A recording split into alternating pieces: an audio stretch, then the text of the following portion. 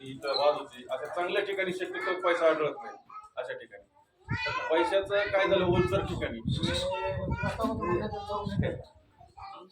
पैसा ही जास्त त्रास देणारी कीटक नाही. ती कुजलेल्या वनस्पती, कुजलेले झाडं, कुजलेला बांध हे असल्या म्हणजे एकदम सगळ्या खराब ठिकाणी खराब खराब खाऊन जगणारे किडे.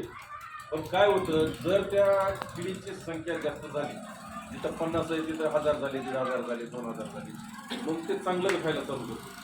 मग त्याच्यासमोर येणारं सगळं आता बांधावरचं असेल तर ते रानामध्ये चाललेलं आपल्या. आणि ते खातानाच किडी काय करते, ती निशाचर आहे, रात्रीच करते, रात्री चरते ते रात्री शक्यतो. आता गोगलगाय असो किंवा ते असो रात्रीचे किडे. मग जर त्यांना त्यांच्या संख्या वाढली, त्यांना खायला जर त्यांना व्यवस्थित पुरलं नाही, मग ते चांगल्या खाण्याकडे वळते. चांगलं खाणं कुठलंय सध्या आता कवळं सोयाबीन, म्हणजे त्यांना टोकरता येणं एवढं. चांगलं सोयाबीन मोठं झालं, चांगलं हे जर गवत चांगलं झालं तर ते त्यांना टोकरता येत नाही त्यांच्या, कारण त्याची ती साईज बारकी किंवा त्याचं लहान आहे नुसार. मग आता सध्या सोयाबीन लुसलुशीत आहे, चांगलं आहे, मग ते सोयाबीनकडे मोर्चा वळवला लागेल.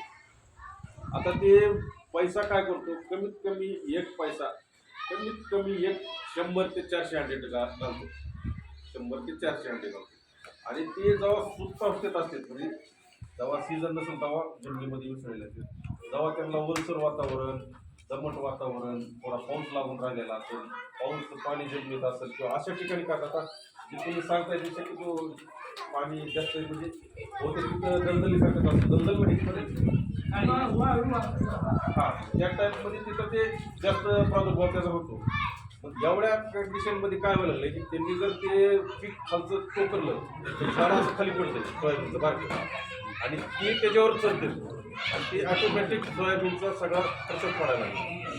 प्रादुर्भाव एवढा नसतो, पण ह्या वर्षी जरा प्रादुर्भाव जास्त झाला आहे. आता ह्याला 2-4 गोष्टी करणं गरजेचं आहे की बाबा याच्यासाठी पहिले सुरुवातच करावं लागते, आपले बांध बंदिस्ती चांगलं पाहिजे, म्हणजे बांधाचं आपलं एक चांगलं पाहिजे. म्हणजे आता हे आता सांगण्याच्या गोष्टी नाही तर पुढच्या सीझनसाठी समजा एक बांध बंदिस्ती चांगली केलं पाहिजे, बांधाचं चांगलं केलं पाहिजे, बांध स्वच्छ ठेवले पाहिजे. तर आता काय म्हणताल की बांध स्वच्छ ठेवायचे, जनावर कुठं चालायचे प्रश्न तयार होतो. म्हणजे तुमचा मनाचा प्रश्न असेल की जनावरांचं काय करायचं, पण जनावरांचं बी करता करता भविष्यातल्या पिढी नुकसान होऊ नये म्हणून याच्यासाठीचा विषय आहे. समजा बांध बंदिस्ती चांगली पाहिजे. महत्वाचा विषय म्हणजे बीज प्रक्रिया चांगली पाहिजे. बीज प्रक्रिया जर चांगली केली तर काय होतं की सुरुवातीचं झाड जोमदार वाढतं, लवकर वाढ झाल्यामुळे त्याचा अटॅकला त्यानंतर हे होतं. आता जर पैसा जास्त झाला, पैसा जर भरपूर आहे आपल्याकडे अटॅक, त्याला कंट्रोल करण्यासाठी आता सध्या सगळ्यात एक चांगली विषय की कोळपणी करणे.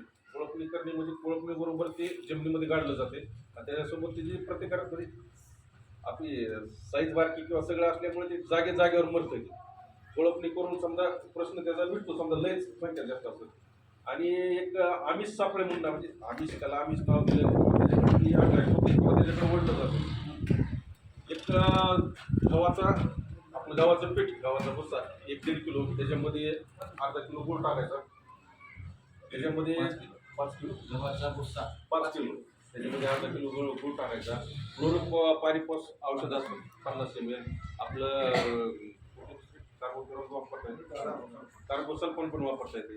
हे जर असं ठेवलं जमिनीमध्ये गाळून 10-5 ठिकाणी, तर काय होते, ते वासाने तिकडे जे अन्नाच्या शोधात पैसा त्या ठिकाणी येतो.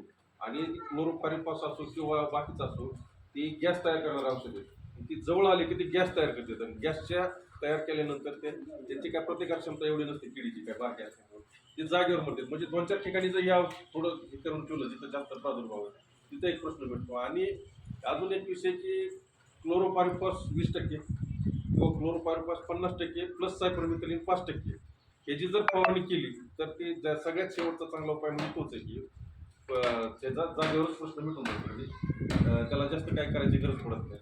तर आता हे म्हणजे आता ही प्रादुर्भाव तुमच्या इथे ह्या वर्षी आहे, म्हणजे पुढच्या वर्षी मी 100% होणार आहे, कारण ह्यांनी अंडे घातलेले, त्यांची पुढची पिढी येणारच आहे 100%. फक्त पुढच्या वर्षी करताना आता म्हणजे पुढच्या वर्षी ह्या वर्षीचं तर फवारणी वगैरे घेऊच आपण, पुढच्या वर्षीचं करताना आपल्याला नांगरणी जास्त खोल करावं लागेल. नांगरणी खोल करायची, कारण 2-3 महिने जर चांगलं तळलं, त्याच्यामध्ये अंडे उन्हाला ही झाले तर ती मरून जाते, अंडे मरून जाते. त्याच्यामुळे प्रादुर्भाव कमी होतो. थोडं बांध बंदिस्ती चांगली करावं लागेल जरा, म्हणजे बांध जरा स्वच्छ वगैरे ठेवून म्हणजे थोडा अटॅक कमी येईल थोडा.